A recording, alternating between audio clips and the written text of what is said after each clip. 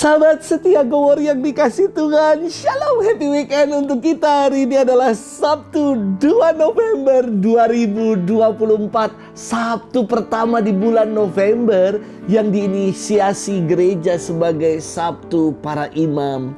Mari kita diajak berdoa untuk para imam supaya mereka hidup suci, setia dan penuh sukacita. Dan bagi para imam yang sudah berpulang menghadap kerahiman Tuhan, semoga mereka semua beroleh kehidupan abadi sebagaimana yang dijanjikan oleh Tuhan. Hari ini kita juga mengenangkan semua arwah orang beriman. Kemarin kita merayakan Hari Raya Semua Orang Kudus, All Saints Day. Hari ini gereja mengenangkan dan berdoa untuk seluruh arwah orang beriman. Sejak awal, gereja telah mengenang dan mendoakan arwah orang-orang beriman. Praktik ini muncul sebagai ungkapan solidaritas dan kasih sayang terhadap mereka yang telah menghadap Tuhan. Sekitar tahun 1030, seorang abbas Benediktin bernama Santo Odilo dari Cluny menetapkan sehari setelah gereja memperingati semua orang kudus, diperingatilah arwah orang beriman Omnium Defunctorum. Di bawah kepemimpinan Abbas Odilio, komunitas Cluny setiap tanggal 2 November mendoakan semua jiwa, terutama mereka yang berada di purgatorium.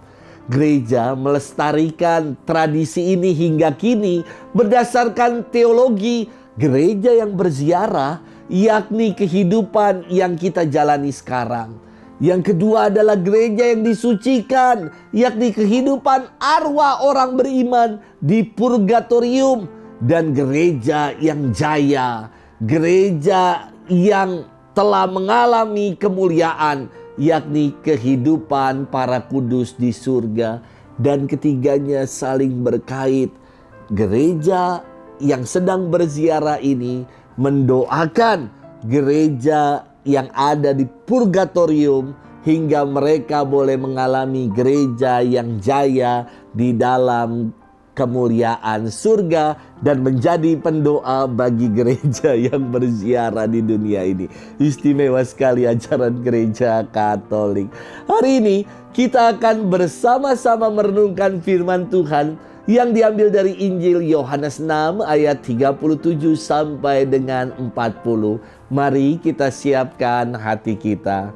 Haleluya, haleluya, haleluya. Akulah yang memberi hidup dan membangkitkan orang mati. Orang yang percaya kepadaku akan hidup walau sudah mati.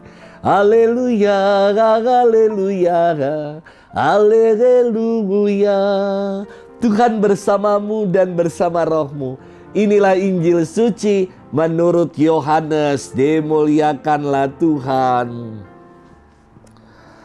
Dalam rumah ibadat di Kapernaum, Yesus berkata kepada orang banyak, "Semua yang diberikan Bapa kepadaku akan datang kepadaku.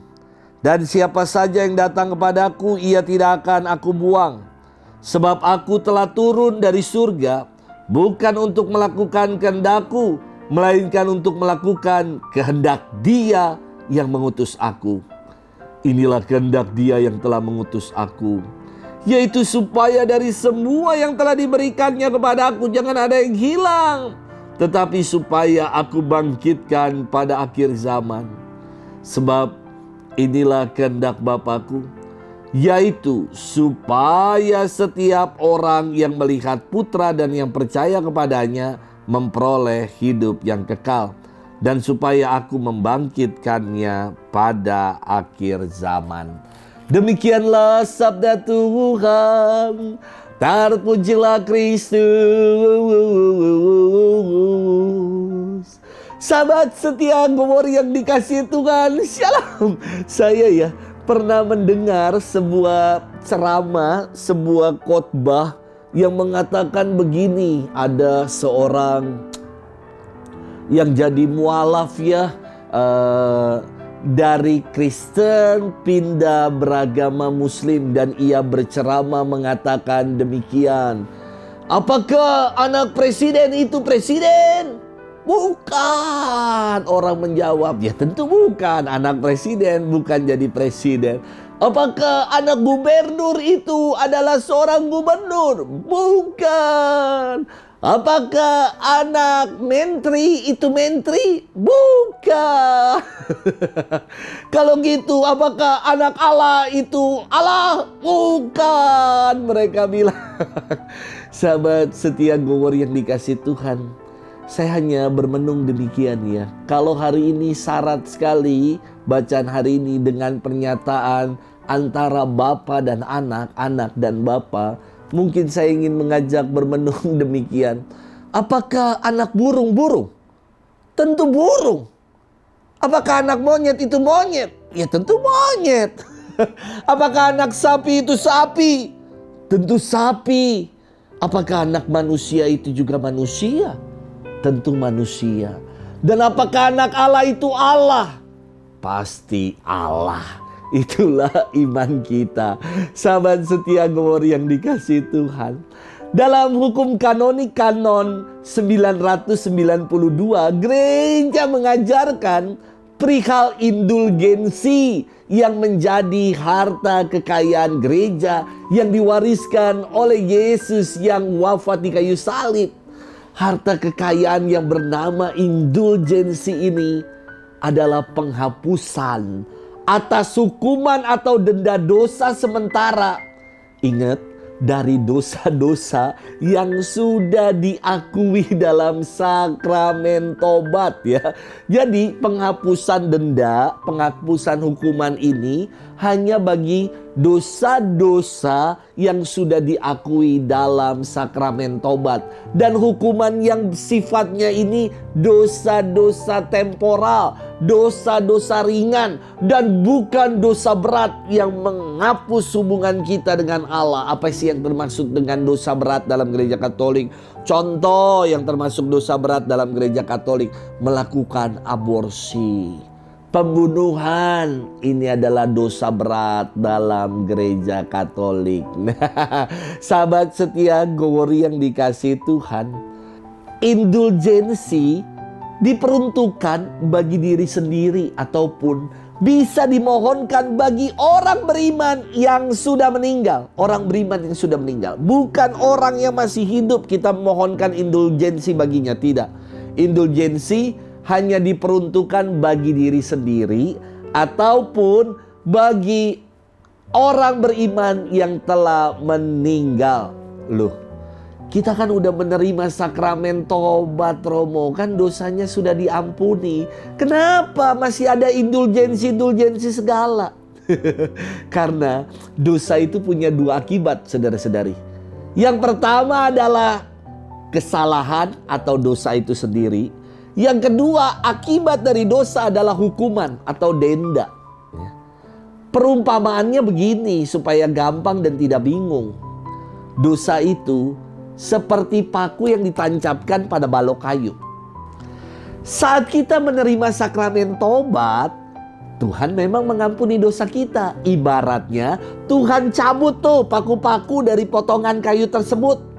Tetapi lubang-lubang bekas paku tetap tinggal, tetap ada. Ini harus diperbaiki. Dosa telah membuat kita meninggalkan bekas-bekas lubang pada jiwa. Dan kerusakan tersebut diperbaiki, ditambal dengan yang namanya indulgensi.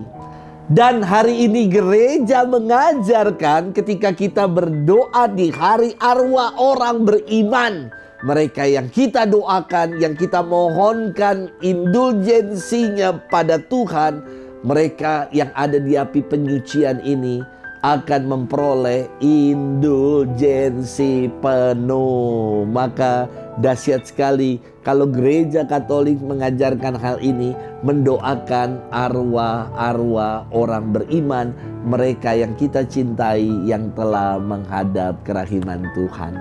Sahabat setia Gower yang dikasih Tuhan, Yesus dalam firman hari ini menegaskan Semua yang diberikan Bapa kepadaku akan datang kepadaku, dan barang siapa datang kepadaku tidak akan ada yang kubuang, sebab aku datang untuk melakukan kehendak Bapa, yaitu supaya dari semua yang diberikan kepadaku jangan ada yang hilang, tetapi supaya kubangkitkan pada akhir zaman. Janji Yesus ini bukan janji kosong, melainkan janji yang sungguh digenapi bagi kita yang percaya kepadanya. Bahwa kematian bukanlah akhir, melainkan awal hidup baru bersama Tuhan. Saya bangga sekali dan bersyukur menjadi orang Katolik, karena gereja mengajarkan perihal teologi kematian. Dalam prefasi sebelum doa syukur agung di misa-misa arwah dikatakan demikian. Hidup ini hanyalah diubah, bukannya dilenyapkan.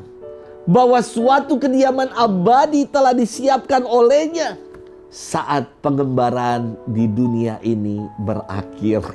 Dahsyat sekali.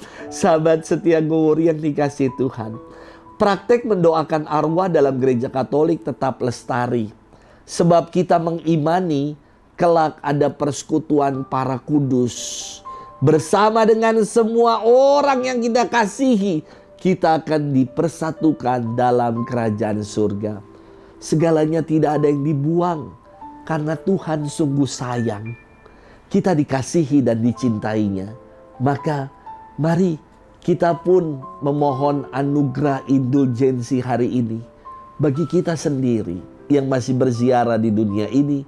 Juga kita mohonkan bagi arwah orang beriman, mereka yang kita cintai, yang saat ini masih berada di purgatori, di api penyucian.